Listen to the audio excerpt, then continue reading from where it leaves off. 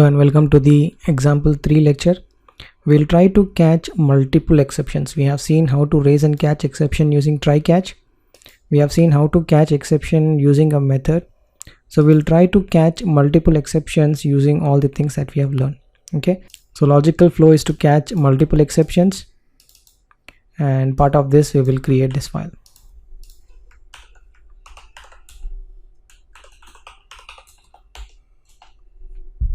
So I'll copy over some of the examples here. So we have seen how to raise an exception using try catch. We have seen how to throw an exception using an function. So we'll try to write a method to capture multiple exceptions. So first we'll copy over the custom exception handler. Then we'll copy over our divide function.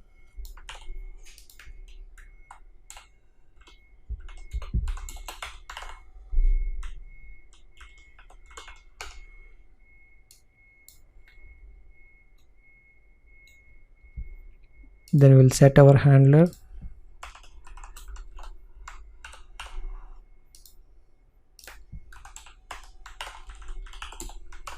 Okay, this already we have seen how to capture an exception using a method. So let's try to change this program and try to catch multiple exception.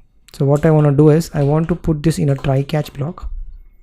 Okay, remember in this method we are already throwing an exception. So I want to place this inside a try catch block.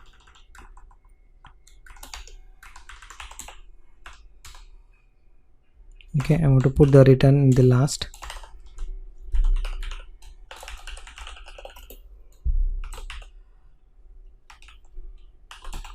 And I want to throw an exception from the catch block.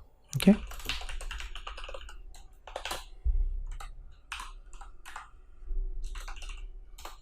This is divide method, input parameter is less than 0. So that's the issue that we have. So even will attach the get message. Okay, whatever message we have passed to this program, we are passing it over. Okay, and we will close it as an whole string. The whole string will have a custom string plus the message.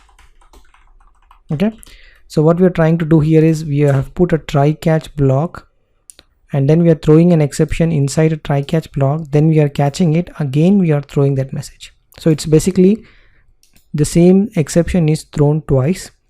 The first time when you throw, the catch will catch it, but what happens if you throw inside your catch block?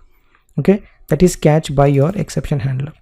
Okay, so let's look at this example and understand. If you have multiple exceptions and you're throwing it multiple times, so you basically looped multiple exceptions together. Okay, so let's run this PHP.